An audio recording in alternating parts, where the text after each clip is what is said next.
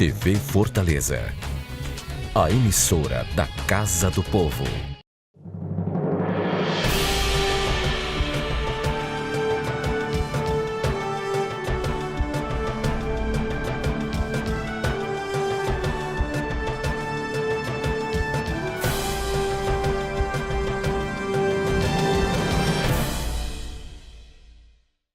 Na semana que passou, o juiz Haroldo Nader, da 6ª Região de São Paulo, resolveu cassar os direitos constitucionais de que têm os ex-presidentes da República após deixarem a presidência. Isso mesmo. O ex-presidente Lula, por estar preso em Curitiba, lhe foi retirado por determinação do juiz os 6 assessores e os 2 carros a que ele tem direito. O ex-presidente tem direito a um motorista, 4 seguranças e 2 assessores. Fazendo umas contas rápidas, isso equivale aproximadamente a R$800 mil ano. Como nós temos hoje 5 ex-presidentes, teremos um total todos os anos de aproximadamente 5 milhões. O argumento do juiz é de que, em estando preso, está seguro, mais do que se estivesse fora, não tem necessidade de motorista, pois se houver alguma locomoção, o fará nas viaturas da própria Polícia Federal, e que também não precisa de assessores, pois não tem nenhuma atividade civil, haja visto que está preso. É para discutirmos estes e outros assuntos que dominam a pauta política e judiciária do Brasil, e nós estamos iniciando mais uma edição do programa Observatório pela TV Fortaleza, canal 6 da Multiplay e 61.4 digital. E para discutirmos os vários ângulos dos temas que vamos propor aqui ao longo dos nossos 3 blocos seguintes, nós temos as participações dos nossos debatedores e colaboradores. Os professores e advogados Djalma Pinto, um dos nossos mais expoentes no direito eleitoral, aqui no estado do Ceará e no Brasil. O também professor e presidente da Academia Cearense de Literatura e Jornalismo, também advogado, o doutor Reginaldo Vasconcelos. E o não menos famoso aqui da banca, digamos assim, o doutor Leandro Vasques, um dos mais expertos aqui no direito criminal no estado do Ceará e no Brasil, e que nesse instante também já milita politicamente no estado. Um instante só e a gente volta com o primeiro bloco do programa Observatório.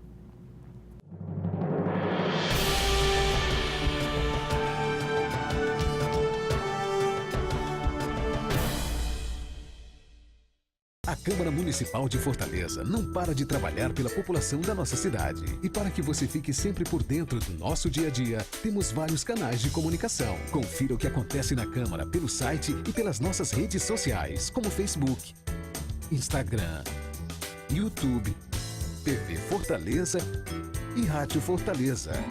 Acesse, comente, assista, participe. A casa é sua também. Câmara e você, juntos construindo uma Fortaleza melhor.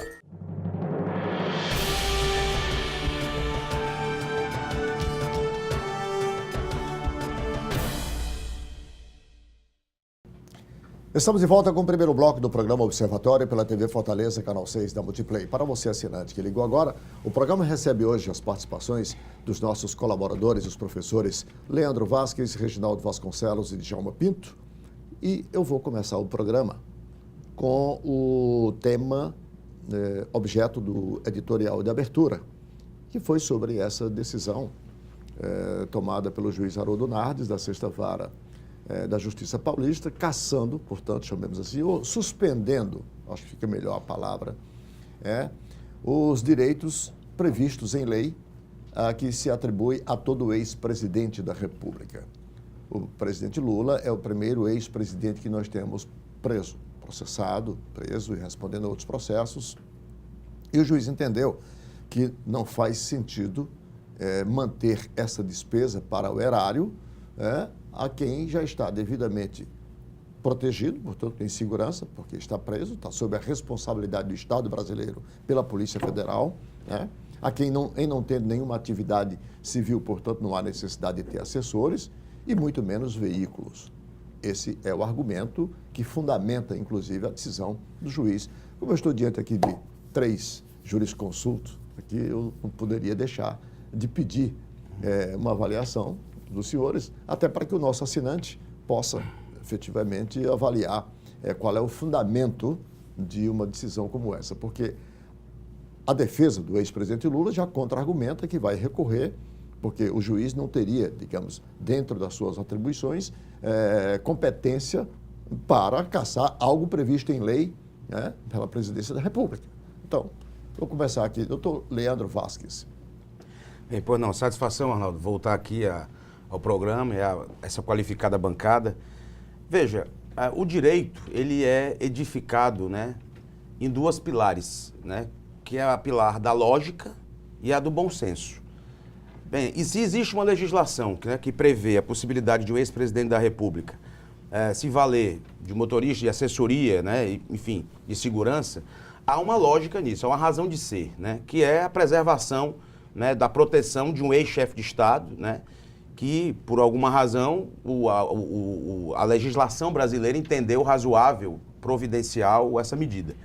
Naturalmente que o mais aceitável seria que essas modificações acontecessem numa própria mutação legislativa, ou seja, deveria haver, né, algum parlamentar apresentar um projeto de lei onde alterasse essa legislação, ponderando de que em caso de confinamento provisório ou definitivo de um ex-chefe de Estado, essas faculdades seriam suspensas ou paralisadas, enfim. Realmente essa decisão do juiz, ela acaba sendo de um certo ponto polêmica, porque ela ultrapassa, ela é ultra legem, né? Ela é além da legislação. Mas ela também é edificada num raciocínio de lógica e de também bom senso. Né? Daí o dinamismo, daí a paixão pelo direito, porque realmente ele é dialético em alguns aspectos. A postura do juiz, de alguma forma, não deixa de representar também aquilo que muitos têm comentado e debatido e discutido, que é o ativismo judicial. É quando o judiciário, né, toma algumas medidas que aparentemente contrariam alguns aspectos jurídicos, mas eles vão ao encontro, e não de encontro, ao anseio da sociedade. De modo que não cabe a nós aqui julgar o acerto ou desacerto do magistrado, mas interpretar a postura do judiciário nesse aspecto como mais um comportamento, né, de ativismo, mas que é pelo menos sugestivo para que essa legislação sofra uma alteração. Então, realmente é indiscutível que um ex-presidente preso, ele não vai se valer de motorista nem de segurança, pelo menos, né? Professor Reginaldo Vasconcelos, o tema é o mesmo. Arnaldo, um advogado nunca gosta de falar sobre uma decisão sem conhecer, né, o teor do que é que o magistrado decidiu. E uma decisão judicial, ela tem a fundamentação e a motivação. O juiz diz por que é que decidiu daquela maneira e diz baseado em que legislação, em que norma. A legislação, no caso aí, falta. A legislação. Ele motivou por essa tendência do ativismo, né? Ele tá legislando, porque a lei não prevê esse caso, né? A despesa existe, ela já é uma despesa fixa, o sujeito, a lei diz que ele foi presidente, tem direito a essas prerrogativas e só pode ser mudado através de uma iniciativa legislativa, não pode o juiz. Mas nós estamos vivendo um país assim, parece que há defeitos na lei, né? Há antinomias e anomias na lei, falhas, e os juízes estão tentando complementar. Os garantistas, como o caso do nosso querido professor Rui Martins Rodrigues, ia dizer que o juiz não poderia tomar essa decisão porque a lei não o autoriza, né? Outros acham que essa flexibilidade do entendimento do judiciário é válido porque vai na direção da lógica e do anseio da população. Aí se diz também que o juiz ele não tem que seguir o interesse das pessoas, o senso comum. Ele não deve ser influenciado pelo senso comum. Porque ele é contra-majoritário, ele está lá concursado para atender, a seguir a legislação. Então a gente fica no impasse. Conhecendo o teor, a gente podia fazer uma análise melhor. Infelizmente a gente não sabe. Professor Djalma Pinto, que combina aqui não só o conhecimento na área do direito, como também na ciência política, na medida que é já um doutorando na área. E eu gostaria de ouvi-lo também nessa mesma perspectiva. É o seguinte, Arnaldo, o direito, a ordem jurídica, ela é composta por normas. As normas se subdividem em regras e princípios. Então, quando apenas a lei prevalecia, era o chamado positivismo. O Hitler, por exemplo, editava lá as normas, aquela regra e valia, e tudo que se fazia era, não estou cumprindo a lei. Todo nazista, quando foi para Nuremberg, o argumento dele, não, estou cumprindo a lei. Ele tinha uma lei da ratificação. O que o Hitler dissesse, normatizasse, estava em favor do bem-estar da Alemanha e prevalecia, o parlamento chancelava depois. Esse modelo, ele ficou vencido e foi erigido, então, o princípio, a concretização dos valores.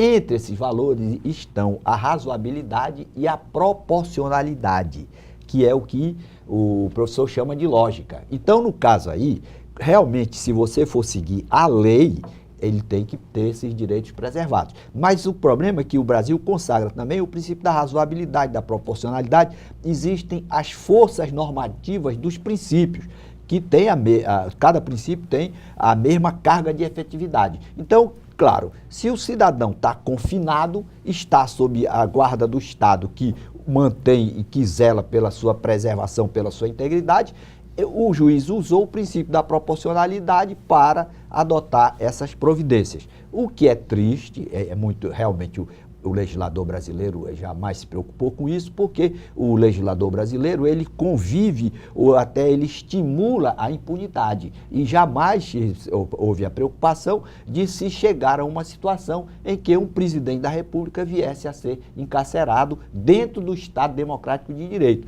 Você já teve pessoas que exerciam atividade política que foram presas, não no período de normalidade democrática, mas com a garantia da ampla defesa, do contraditório no Estado Democrático de Direito preservado. Realmente nós estamos vivenciando uma situação inusitada, lamentavelmente, mas muito promissora, no sentido de que a lei vale para todos. Quem for exercer função pública tem que ter a certeza de que deve agir com retidão para não sofrer as consequências da sanção da lei. Um outro... Posso complementar um pode, detalhe? Pode, claro. O interessante é que o legislador, por mais que ele se esforce, né, ele não consegue... Prever todas as Isso, ele não consegue exercitar uma profecia, não é? Exercício de futurologia. Exercício de futurologia. Então, ele não pode vaticinar. Então, veja bem, a lei que prevê que um ex-chefe de Estado, ex-presidente, ele pode se valer de 2 motoristas, assessores e etc., segurança, é uma lei de 86, ou seja, um ano após 85, foi a eleição de Tancredo Neves, enfim, quando o Estado brasileiro passa a ter a redemocratização. É a lei antiga, de 7474 de 86. Ora, como é que um dia o legislador ia prever que um ex-presidente da República, naquele tempo onde o Brasil, né, respirava um novo tempo, iria ser confinado e preso, né? Era absolutamente imprevisível, muito embora o legislador tenha até improvável. Até improvável, né? Muito embora o legislador tenha que ter quase essa obrigação, essa pseudo-obrigação de tentar prever todas as hipóteses. Você né? pitoniza. Você pitoniza. Isso. Deixa eu colocar um outro assunto ainda no aspecto judiciário, também de grande repercussão. Menor do que esse, claro, mas tem repercussão. O Tribunal da 4ª Região em Porto Alegre tem se notabilizado não apenas por confirmar as sentenças exaradas a partir do juiz Sérgio Moro em Curitiba, mas como também aumentar as penas. Né? Isso ocorreu com o presidente Lula, que foi condenado a 9 anos, e a 4ª Região o condenou em 12 anos e 6 meses. A mesma coisa ocorreu com o José Disseu, que foi condenado em 20 anos, e o tribunal, ao confirmar a sua sentença, o elevou para 30 anos e 6 meses. E na semana que passou, o tribunal confirma, portanto, o cumprimento da sua pena e determina, a partir da 2ª instância, o seu retorno para a prisão em Curitiba. Eu queria colocar isso. Reginaldo Vasconcelos, qual a sua percepção sobre... Primeiro é preciso esclarecer uma coisa. Aí eu próprio queria aqui um esclarecimento dos meus colegas. Existe no direito uma coisa chamada reformatio impejus.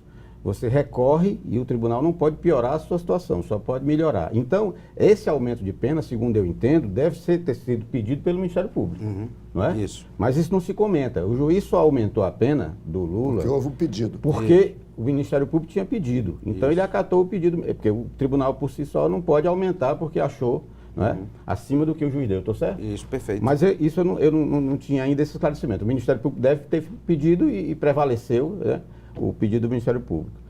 É isso. Eu acho que o tribunal tem que seguir a lei, fazer um exame. Eles estão sendo muito isentos, estão sendo entendidos, né, como perseguidores da classe política, e eles têm suportado essa pecha, né, porque há muitos políticos envolvidos, né, investigados e processados e até presos, mas o judiciário está aí para isso.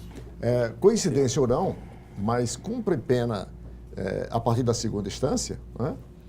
Dois, digamos, aliados, dois correligionários e da República do PT, os mais Emblemáticos. Emblemáticos, porque o ex-presidente Lula, com o seu principal assessor, que era o chefe da Casa Civil, segundo consta, o primeiro-ministro, era assim que era chamado, José Disseu. Djalma Pinto, qual é o seu entendimento? Eu sou muito... Isso é mudanças do Poder Judiciário ou é mudança do país em si?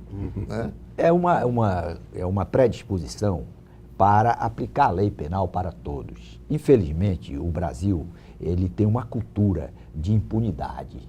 Inclusive, se formos analisar perante a história, o Supremo Tribunal Federal tem uma responsabilidade muito grande. O Supremo Tribunal Federal, em 122 anos, ele condenou pela primeira vez um deputado, em 2013, salvo engano.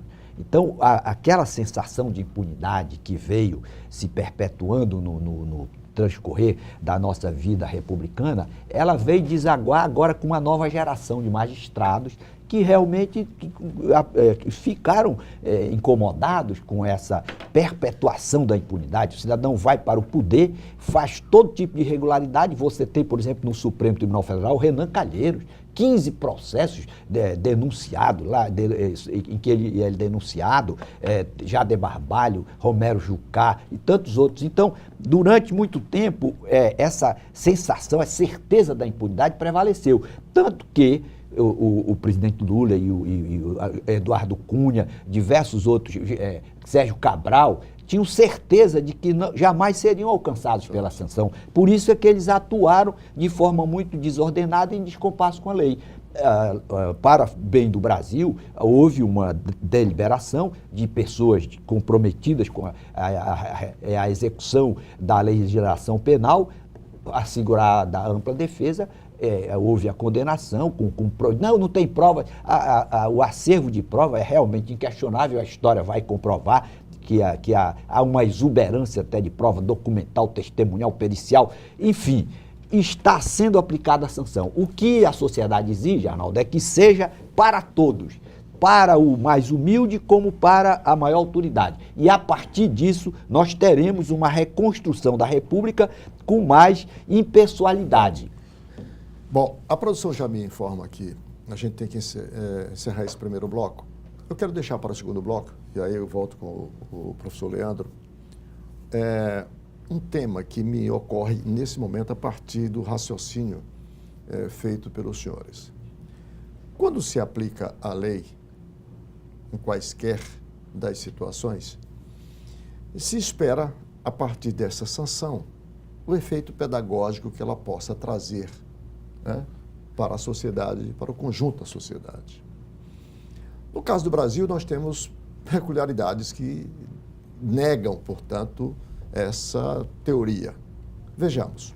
O primeiro impeachment do presidente Collor, imaginava-se que a partir dali nós teríamos um Brasil diferente, mais preocupado não só com a corrupção no âmbito da administração, mas a partir das próprias eleições. O que se viu foi exatamente o contrário. Só piorou. Né? Teve-se o segundo. Veio o escândalo dos anões do orçamento, onde pessoas foram assassinadas pelo simples fato de saber, de ser testemunha. E imaginou-se que naquilo ali, quando se descobre, inclusive aquele deputado que entrou para o folclore, que disse que tinha ganhado 272 vezes na Mega loteria, Sena, na loteria, o que se viu foi piorar cada vez mais. Ou seja, os grandes escândalos, apesar das sanções, sejam políticas ou, quer dizer, jurídicas, na história recente do Brasil, não tem produzido esse efeito pedagógico que se espera. No próximo bloco.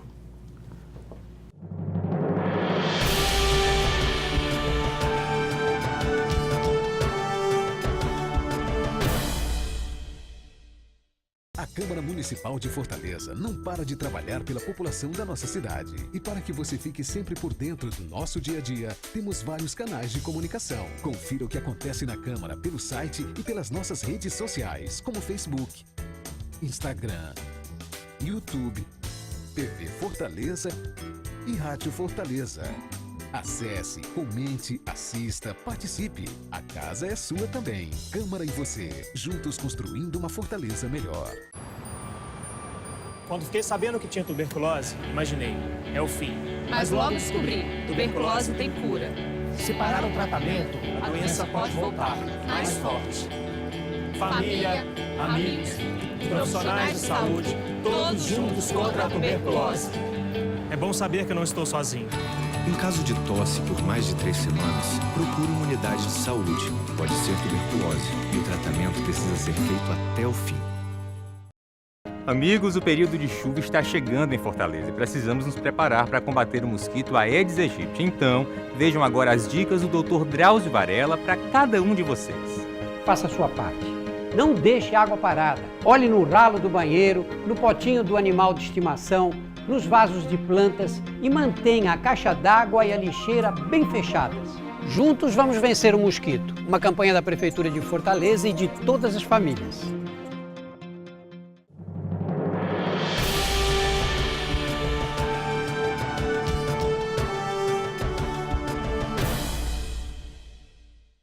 Estamos de volta com o segundo bloco do programa Observatório pela TV Fortaleza, canal 6 da Multiplay.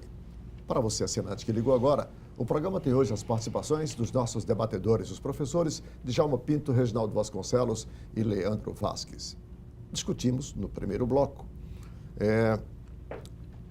a suspensão dos direitos legais atribuídos aos ex-presidentes no Brasil, o retorno do José Disseu pela confirmação da sua prisão em segunda instância, não por acaso. Os dois presos cumprindo pena em regime fechado a partir de segunda instância são os dois homens que foram os mais importantes do país, né, na escala hierárquica. E eu propus no bloco anterior que nós discutíssemos a partir de agora o efeito pedagógico desse novo momento vivido pelo Brasil no comportamento da sociedade brasileira. Sociedade esta que, tomando emprestado do meu professor, doutor Rui Martinho Rodrigues, é macunaímica. E eu subscrevo o conceito macunaímico por ele muito bem colocado aqui. Mas, Leandro, você queria pontuar um pouco sobre essa questão do cumprimento da prisão a partir de segunda instância. Sim. Antes de eu entrar no tema sobre o efeito pedagógico, o que é que surgirá do Brasil a partir dessas últimas decisões, por favor. Pois não, veja. Prisão em segunda instância. Prisão em segunda instância. É um tema que me incomoda muito. Veja bem, quem estuda o direito, né, e se dedica ao estudo do direito, e certamente já visitou a obra de Hans Kelsen. Kelsen é talvez o mestre de Viena, né? Muitos pensam que é alemão, mas é austríaco, e ele é o maior positivista da história do direito. E quem é penalista, quem estuda o direito penal, né, é impossível um penalista não ser um positivista, porque você tem que agir dentro das fronteiras da legislação, né? E diante do comando constitucional, né, de que ninguém será considerado culpado até o trânsito em julgado da sentença penal condenatória, me parece que é de uma clareza solar esse comando constitucional. Me parece claro, portanto, que se ainda cabe recurso, você não pode ser considerado culpado. Veja, ninguém será considerado culpado até trânsito em julgado, ou seja, para que o telespectador entenda melhor, até que o processo se torne irrecorrível. Isso quer dizer o quê? Que enquanto couber recurso, você não pode ser considerado culpado por aquele determinado fato. Ou seja, eu entendo que, lamentavelmente, o Supremo Tribunal Federal, ele tem julgado para a plateia, né? Às vezes, a expressão jogar para a plateia, eles estão julgando para a plateia. Porque o comando constitucional, ele não autoriza o cumprimento da pena em segunda instância. Existe um contorcionismo jurídico para isso, mas isso não é razoável. Se quer se alterar a legislação, é muito simples. Existem projetos de lei que estão alterando o Código de Processo Penal. O deputado Danilo Forte é relator da alteração do Código de Processo. Pois então, que se limitem os processos, Isso. os recursos. Vamos fazer um né? outro debate só sobre esse tema. Só sobre a porque questão recursal, né? Porque certamente ele é muito rico e tal. Aliás, a propósito disso, nós temos hoje o prazer, a grata satisfação de termos no estúdio, acompanhando a gravação do programa, o também advogado, o doutor Maia Filho, que aliás está concluindo seus estudos de seu mestrado na Alemanha, em Munique, nesse instante, e que em breve estará aqui na bancada conosco. Muito obrigado, doutor Maia, pela sua presença aqui. Eu quero então retomar a questão do efeito pedagógico, que é o que eu espero desse novo momento vivido pelo Brasil. Começar com você, Djalma. Teremos uma nova sociedade fincada dentro do republicanismo, né? Dentro dos padrões éticos e morais que deve ser exercitado ao limite por qualquer cidadão, porque até hoje a história brasileira recente demonstra o contrário, que nada dessas sanções só pioraram o comportamento social. E quando eu digo comportamento social, eu quero aqui dizer o seguinte, chamar a atenção do cidadão, o eleitor. Os políticos que estão aí fazendo o que fizeram ou fazendo o que fazem, se posso colocar no presente, como disse o professor Roberto, não vem de Marte.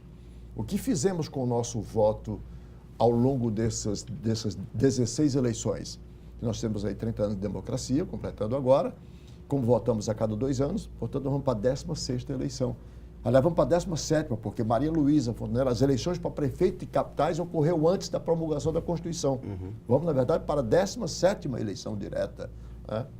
Você coloca, houve o impeachment do presidente Collor e depois ocorreu tudo igual ou pior. É fácil explicar, muito fácil explicar. O presidente Collor sofreu impeachment, foi destituído por um crime de responsabilidade, com o julgamento de competência de quem? Da Câmara iniciou a denúncia e o Senado julgou, afastou. Quando chegou no Supremo, o que foi que o Supremo disse? Que não existia nenhuma prova. O presidente foi absolvido. Exceto da Fitielba. Ele foi absolvido tudo. Tribunal processo criminal. Mas não tinha prova do processo ato criminal. Nunca existiu prova contra agente do poder político, nem contra agente do poder econômico no Brasil. Até o aparecimento do juiz Sérgio Moro.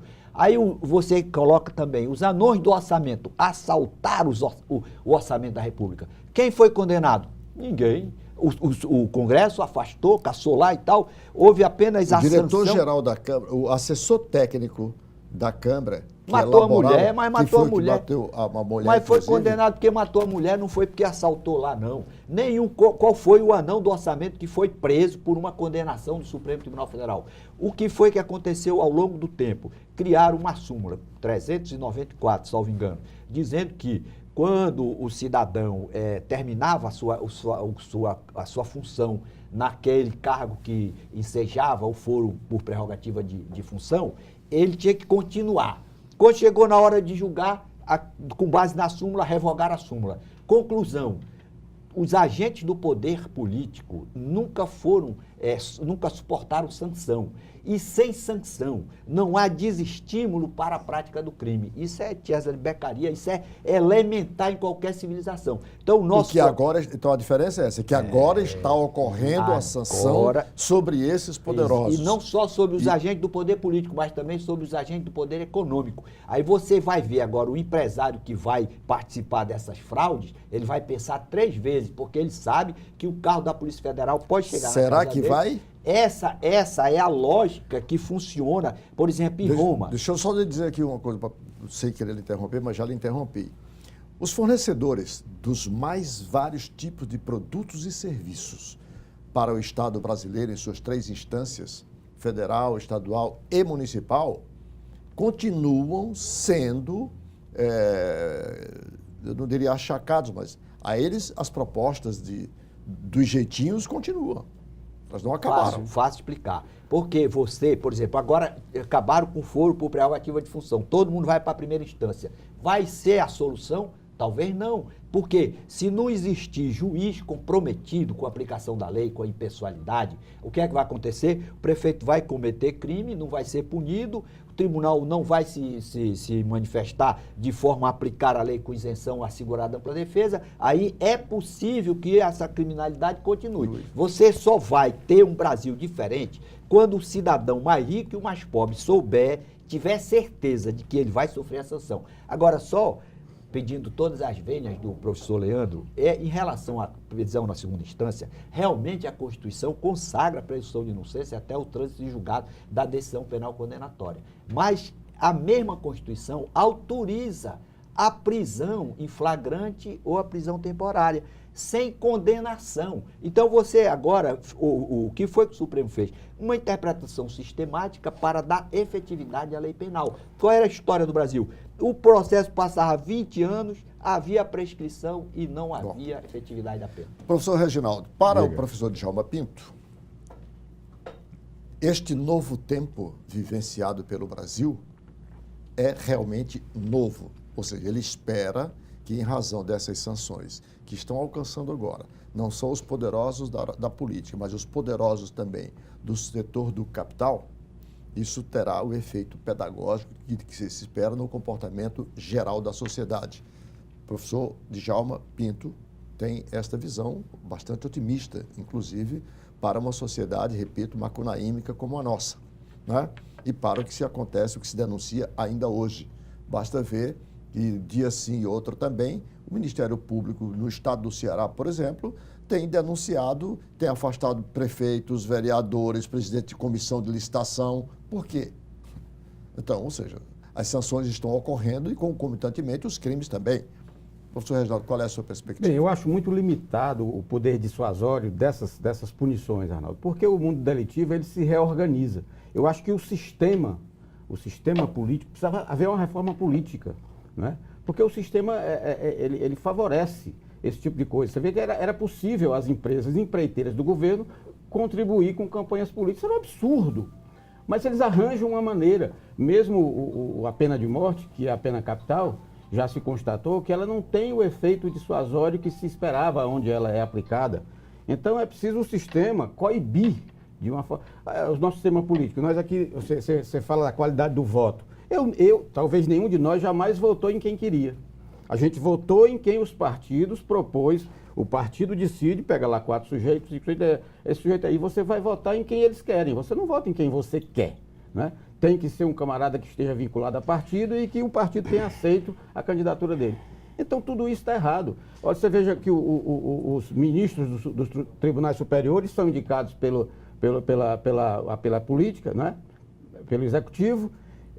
Eles julgam o pessoal do legislativo. Quem pode fazer o impeachment de um ministro desse é o legislativo. Quem faz a lei não é o legislativo. Então está tudo confuso. E na hora que o executivo os indica, ele sai fazendo campanha política pedindo a cada um daqueles... Cada um, cara, que fica comprometido moralmente.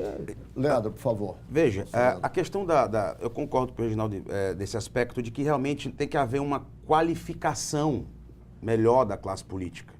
Veja só, essa questão que nós estamos debatendo aqui, a falta da ausência, da certeza da punição, que o professor Djalma bem pontua, isso é culpa, obviamente, da essência legislativa. Como eu dizia anteriormente, nós temos várias reformas a serem feitas na legislação. Você bem colocou, Arnaldo, que a legislação tem piorado. Depois do impeachment do Collor, há um cenário de piora. Se você partir para a legislação processual penal, também. A lei dos crimes hediondos é de 1990. De lá para cá, um arsenal de novas leis surgiram e só tentando embrutecer a legislação penal, e o sistema carcerário do Brasil hoje é o 3º maior do mundo. Né? Estamos prendendo e prendendo mal, como diz o ministro da Segurança Pública. Há uma concentração de poder descomunal que é geradora do represamento de processos. Por exemplo, onde é que se concebe um Supremo Tribunal Federal ter só 11 ministros? Por que isso? Por que essa concentração de poder?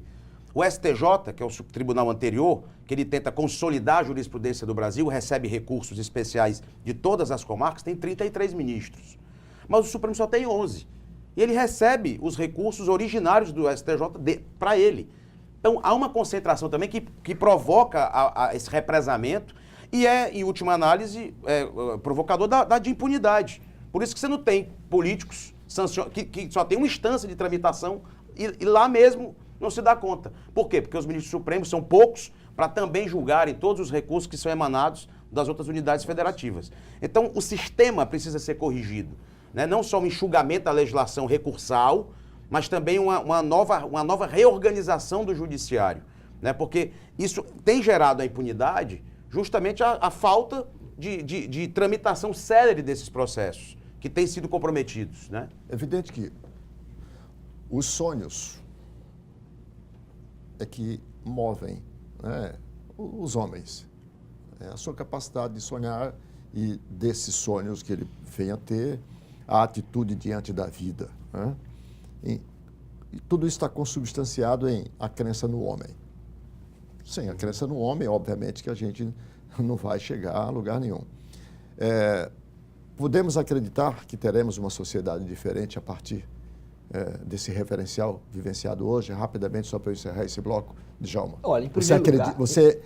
Vamos assim, você é pessimista ou otimista? Não, eu sou otimista, mas nós precisamos reformular a Certo, mentalidade, verdade. inclusive o conceito de educação. Educação tem que ser transmissão de saber e de valores. 3 valores: justiça como virtude, solidariedade e respeito ao dinheiro público. Professor... Não, para mim não vai mudar, não. Nós estamos vivendo um cisma, né, na política e tal, mas eu acho que não. Eles vão arranjar outra maneira de delinquir. Se a gente não fizer uma reforma política seríssima, mudar, rever, inclusive, o nosso ordenamento jurídico, porque, por exemplo, essa norma da Constituição, que diz que o sujeito não será considerado culpado, é uma norma principiológica. Considerado culpado por quem? Não diz que não pode ser preso. Diz que não... Ora, quando o sujeito recebe uma sentença penal condenatória na primeira instância e ela é confirmada na segunda, a culpa está formada. Tecnicamente, a culpa está formada. Ele não vai ser considerado culpado como? Então, é uma antinomia. Quer dizer, é um princípio assim, humanitário que não se explica. Ele não diz não pode ser preso, diz não pode ser considerado. Doutor Leandro, você é pessimista ou é otimista em relação a esse novo momento vivenciado pelo Brasil? Veja, um escritor inglês, que agora a memória me trai, ele pontua que os pessimistas reclamam do vento, enquanto que os otimistas esperam que o vento mude de direção. Já os realistas não, eles ajustam as velas e seguem viagem. Eu prefiro ser realista, buscar se ajustar as velas. Mas para concluir, eu citaria aqui a frase do meu pai, que é professor doutor da UES, Antônio Vasques. Ele diz o seguinte, que ele só acredita que o Brasil realmente vai se transformar no dia em que um filho, né, o meu filho, que hoje tem 10 anos, chegar para mim, né, já depois da adolescência, e eu indagar o que ele deseja ser, ele vai dizer, eu desejo ser professor. Então, na hora em que os nossos netos, nossos filhos, indagados do que desejam para o futuro próprio, disserem que querem ser professores, talvez aí sim o Brasil terá um horizonte, uma esperança no futuro. Aí mudamos, realmente. Aí sim mudamos. Aí teremos porque, mudado. Porque por enquanto praticamente ninguém deseja ser professor, ninguém. o que é lamentável. Verdade. Bom, eu vou fazer mais um intervalo e para não dizer que não falei de política... De flores, né? E não de flores como o Geraldo Vandré. Para dizer que não falei de política partidária, no próximo bloco vamos discutir a sucessão estadual. Um instante só e a gente volta.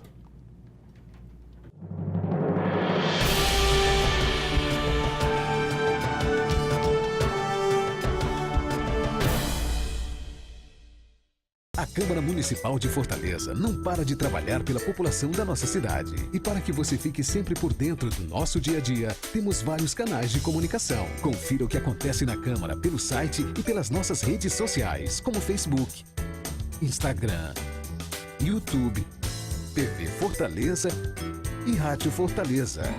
Acesse, comente, assista, participe. A casa é sua também. Câmara e você, juntos construindo uma Fortaleza melhor. Quando fiquei sabendo que tinha tuberculose, imaginei, é o fim. Mas logo descobri, tuberculose tem cura. Se parar o tratamento, a doença pode voltar, mais forte. Família, amigos, profissionais de saúde, todos juntos contra a tuberculose. É bom saber que eu não estou sozinho. Em caso de tosse por mais de 3 semanas, procure uma unidade de saúde. Pode ser tuberculose e o tratamento precisa ser feito até o fim. Amigos, o período de chuva está chegando em Fortaleza e precisamos nos preparar para combater o mosquito Aedes aegypti. Então, vejam agora as dicas do Dr. Drauzio Varella para cada um de vocês. Faça a sua parte. Não deixe água parada. Olhe no ralo do banheiro, no potinho do animal de estimação, nos vasos de plantas e mantenha a caixa d'água e a lixeira bem fechadas. Juntos vamos vencer o mosquito. Uma campanha da Prefeitura de Fortaleza e de todas as famílias.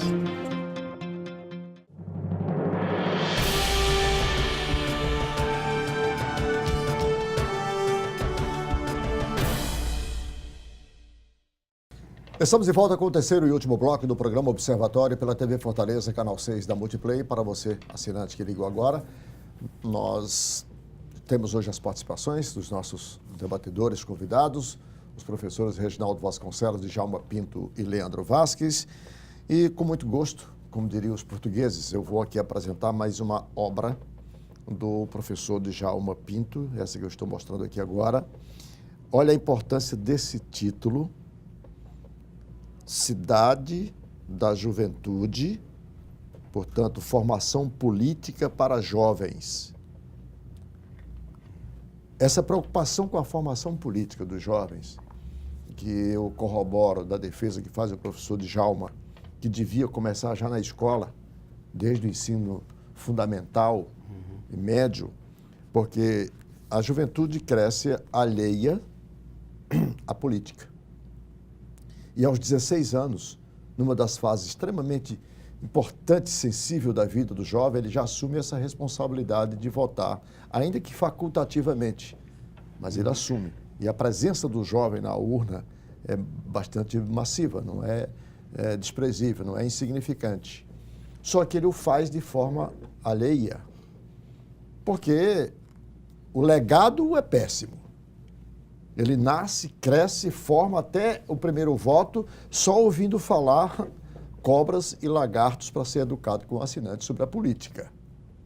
E ninguém dá a esse jovem nenhum suporte, né, de boa formação, de que política não é essa coisa malsã que está vendo aí.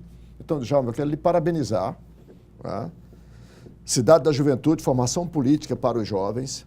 O Djalma escreve muito bem, um texto muito leve. Ele trata as teorias políticas de uma forma muito clara e eu recomendo, porque já está nas melhores casas do ramo, como diriam os reclames. E as melhores casas do ramo está aí em caracteres, o assinante está vendo onde pode adquirir. Esse aqui é um bom livro. Sugiro até que isso seja feito um projeto de distribuição nas escolas públicas do Estado e do município, sobretudo, porque é um livro de uma leitura rápida, inclusive. Bom, vamos discutir aqui sucessão estadual. Né? Nós não podíamos deixar de falar de política, estamos aí nos aproximando celeremente. Apareceu agora recentemente um candidato. A oposição, eu tenho dito e reafirmo, está desorientada. Primeiro, ela é uma oposição diminuta, né? E ficou buscando um nome, ensaiou alguns nomes para poder ter alguém que pudesse liderar um processo de oposição. E só agora, mais recentemente, surgiu o nome do general Teófilo, né, que deverá ser apresentado aí pelo PSDB, com mais alguns outros partidos menores nessa aliança. Eu gostaria de colocar o tema sucessão estadual a partir dessa perspectiva. Ô, Leandro, na sua visão, nós temos aí, na pessoa do general, uma liderança efetiva para liderar hoje um movimento de oposição que se oponha ao modelo que aí está, e o que é que essa oposição, na sua visão, pode apresentar de mais substantivo que se diferencie do que aí está? Né? Porque o que está aí está muito bem avaliado, diga-se de passagem. As pesquisas todas indicam uma avaliação e os resultados do governo, que se observa, pelo menos alguns setores como educação, infraestrutura, são visíveis, são incontestáveis. Né? Claro que tem a questão da segurança, que é algo, é o ponto, digamos, negativo da administração, mas que é uma coisa também que não é um privilégio só do Ceará. O Ceará é um pouco mais grave, mas isso está generalizado, essa questão.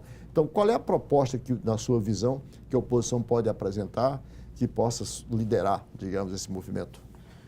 Veja, Arnaldo, a leitura que eu faço, né, do perfil, né, da candidatura do general Teófilo, ou da pré-candidatura, é de que o partido, o PSDB, ele sugere, né, um nome à sociedade que não represente a política tradicionalista, né, não represente o perfil de um político profissional. Né? Não que haja censuras a um político profissional, mas alguns sim merecem algum tipo de apreciação acerca desse aspecto.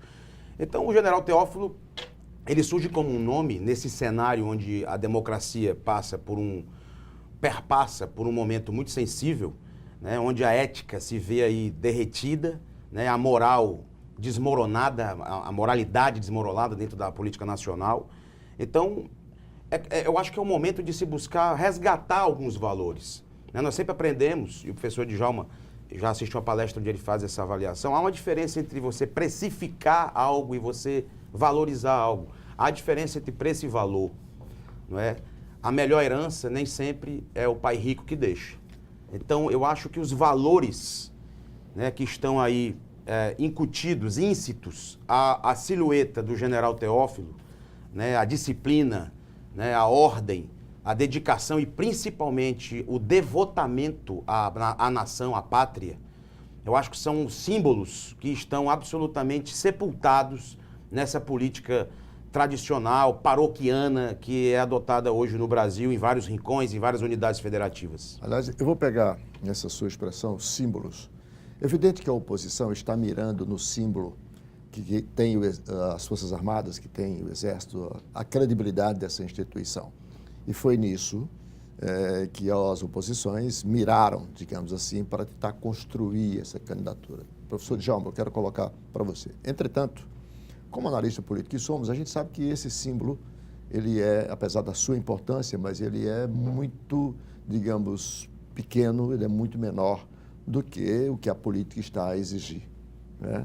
A política exige outros símbolos tão importantes quanto este. Mas esse é um bom sinal, ter uma pessoa que já vem respaldado assim. Na sua perspectiva, esse símbolo de credibilidade é suficiente para a construção de uma liderança que eu digo assim, que venha enriquecer essa discussão. Para subjacente à questão do embate eleitoral, se vê, não vou discutir isso, que ninguém aqui vai fazer esse exercício de futurologia. Mas na discussão, no enriquecimento das ideias, é possível extrair daí, desse símbolo, uma proposta de governo, uma proposta de Estado, uma proposta de sociedade que se oponha e seja superior a essa que nós temos? Olha, toda a sociedade precisa de um governante. E o governante, ele tem que ter, primeiro, boa fé, tem que ter compromisso com a coisa pública e também, que eu acho que é fundamental na nossa república, nessa evolução, é não compartilhar o poder com esse fisiologismo. Então, qualquer pessoa, seja general, médico, advogado, que represente um modelo gerencial novo, que vai adotar critério de impessoalidade. Qual é o modelo gerencial no Brasil? A tal governabilidade. Você tem que ter, o cara ganha a eleição para ser oposição. No outro dia ele já está do lado do governante, ele está traindo o eleitor. Que a oposição é fundamental na democracia, é imprescindível na democracia. Então, quando você é derrotado e vai se aliar ao governante, você está traindo a grande finalidade que o eleitor lhe colocou lá. Então, o que é que se percebe? O Ceará tinha um vazio de oposição. Apareceu esse cidadão que tem um currículo muito brilhante, um cara marcado pela seriedade, pelo compromisso e tal. Por outro lado, por mais êxito que o governo tem apresentado, inclusive na área de educação, na área do saneamento, etc., mas existe uma insegurança gritante dentro da sociedade cearense. Esses jovens de 18 anos são pessoas apavoradas, uma geração de medo, porque você não pode andar na rua, essa é uma verdade. Então, esse modelo gerencial em relação à segurança faliu. Esse modelo de deputado designar, bote o delegado no município tal, bote o fulano para exercer cargo de chefia, isso não pode existir em polícia nenhuma do mundo. Então nós temos que ter um choque de debate. Rapaz, qual é a polícia que nós queremos? Qual é o modelo de segurança? Qual é o modelo de gestão? Buscando a impessoalidade, na linha da eficiência. Então é muito saudável para o eleitor poder escolher, exercendo a sua soberania popular, qual é o modelo que eu quero de governança. Evidentemente, não pode se restringir só à área de segurança. Tem que haver projeto para educação, começar a trabalhar a criança, porque a violência começa se você não trabalhar a criança até 7 anos. A criança, em potencial, ela tem uma vertente para ser um pacifista, para ser um candidato ao prêmio de literatura, prêmio de economia, ou para ser um predador da sociedade, um criminoso que vai aumentar o número de presidiários. Então, o que eu acho que é importante nesse momento, o eleitor fazer uma reflexão garantir oportunidade, porque você não pode usar a máquina, pressupõe não, a democracia não apenas eleições, mas eleições livres, transparentes, com oportunidade de igualdade. Vamos abolir... Você está falando do DVC. Mas nós temos que trabalhar eu quero só fazer essa observação, porque você está falando do DVC, e claro, temos que trabalhar, lutar e defender para atingirmos esse estágio. Mas a nossa política real, ela é exatamente o oposto. Como é que rompe isso? A legislação eleitoral do Brasil é uma das mais completas do mundo. Artigo 299, comprar, dar, oferecer, solicitar ou receber dinheiro em troca de voto. Prisão até 4 anos de reclusão. Se bem que nesse aspecto aí, eu falo com conhecimento profissional, por exercício da profissão, o problema não está no político. O eleitor, quando se aproxima, não vou aqui, se é em razão do modelo, não vou entrar nesse mérito. Agora, o eleitor se aproxima do político e já vai logo perguntando, por quê? Ainda hoje, vai perguntando, ei, o que é que o senhor tem para nos dar? Ou para me dar, muitas vezes. Por que, Arnaldo, ele faz isso? Esse é o Porque ele não sabe que está lá, ele pode ser preso, em flagrante e a pena é até 4 anos de reclusão. Eu estou dizendo porque o uso do cachimbo faz a boca torta. Essa boca está muito torta. Tá? O cachimbo era pesado. Era pesado. Eu penso que o nome do general surgiu nessa onda que está no Brasil todo. Nós temos muitas candidaturas de ex-militares, na verdade, né, porque o povo está querendo realmente mudar o modelo. Experimentar. Essas pessoas, Arnaldo, os militares, eles têm uma formação muito rígida. O que se ouve mais nos quartéis é o seguinte, onde é que está escrito e quem foi que mandou. Tudo é feito dentro da ordem, dentro da hierarquia. Então, se espera... É tudo que a política não aceita e não convive, com esse enrijecimento, é com essa hierarquia. Verdade. Você registrou que nós temos um governo exitoso. O nosso governador é um homem muito sério, está muito bem aceito, bem aprovado. Embora continue no PT, um partido que está desgastado demais, e ele até, acho que por uma questão moral, tem sido solidário aos seus correligionários. Ele aparece ao lado de correligionários que estão com problemas na justiça, mas ele tem se mantido do PT, até porque o pai dele é um histórico do partido, etc. Mas ele realmente se ouve muito bem no governo, tirante a questão da segurança, porque é uma questão nacional e dificílima de controlar. Se espera, inclusive, que os militares possam ajudar a resolver isso, porque eles têm uma experiência, não é, operacional maior.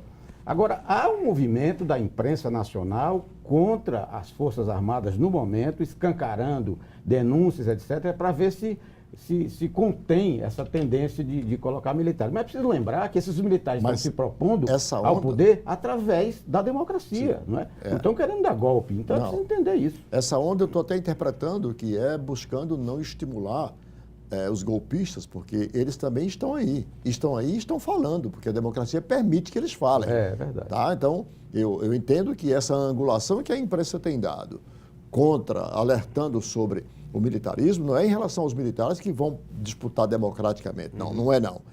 É uma prevenção contra ameaças de golpes que estão aí pela boca, inclusive, do comandante do Estado-Maior.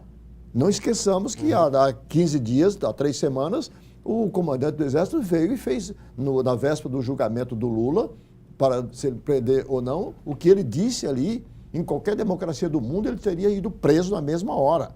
Porque o que ele fez foi um assinte ao Supremo Tribunal Federal, um assinte às próprias forças que ele comanda, um assinte à sociedade. O que ele disse fugiu essa disciplina que você colocou. Não.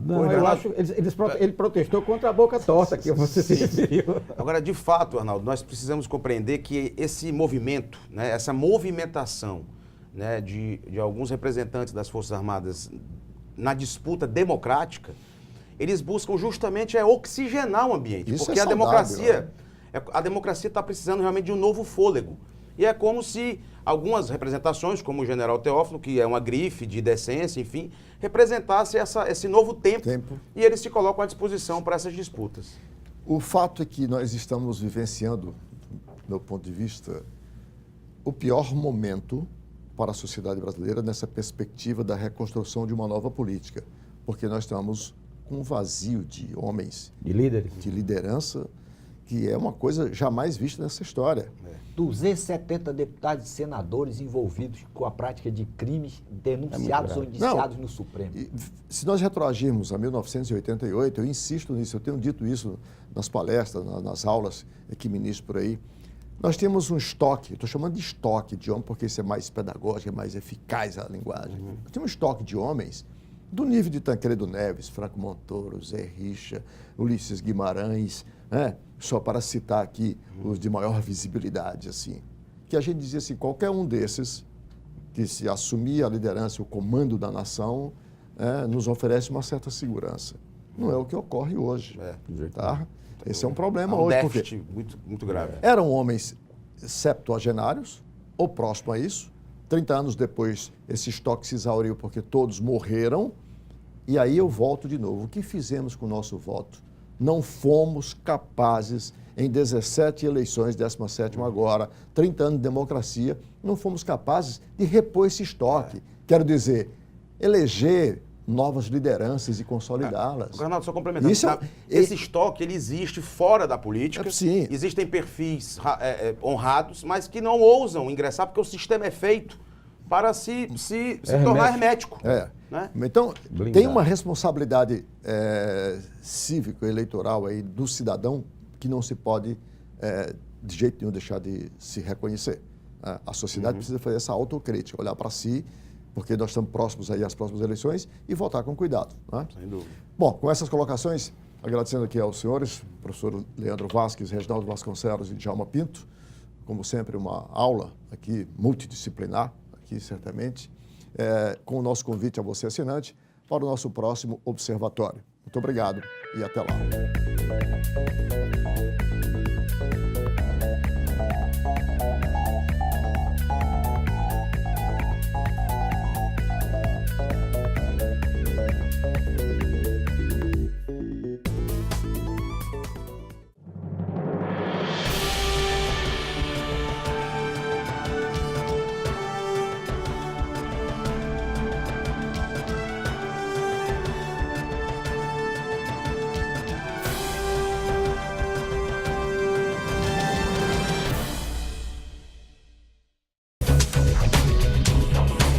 TV Fortaleza, a emissora da Casa do Povo.